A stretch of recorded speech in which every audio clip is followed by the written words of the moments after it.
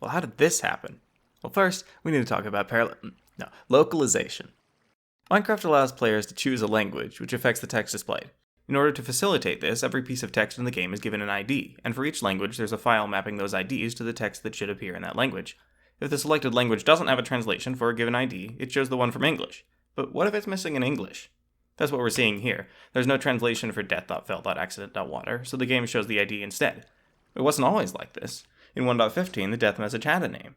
Fell out of the water. But I didn't fall out of any water.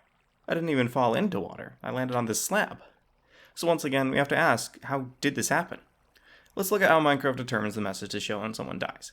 The death message is chosen by the player's damage tracker, which keeps track of all recent damage taken by an entity, in this case the player. There are several variations of the death message for fall damage, mostly to do with the other damage the player has taken.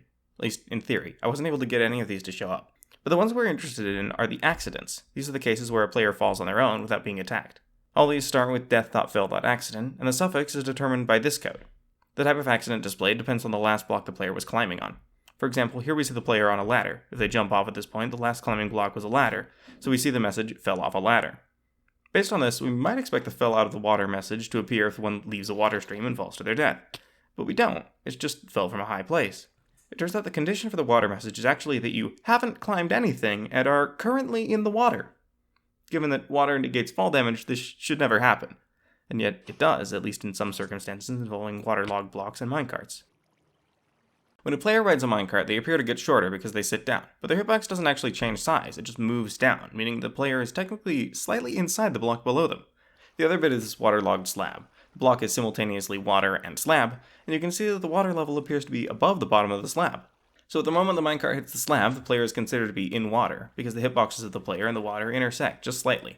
And because the player died from a fall, and no other damage, and is currently in water, we get this message. On the other hand, sometimes we don't. Depending on the height of the fall, the generic message can show up instead. What's going on in this case? So 20 times per second, the game runs a tick to update the state of the world. Each entity maintains a velocity, which stores how fast they are moving and in which direction. Every tick, the game calculates where the entity should be based on this offset. Before it updates the position, it checks for collisions. We don't want the entity going into walls or the ground, so the movement is clamped back to an available space. When a vertical collision is detected, we also apply fall damage. When an entity takes fall damage, it also applies that damage to anything riding it. But at this moment, right when the damage is taken, the passenger has not yet updated its position and is still where it was before the vehicle touched the ground.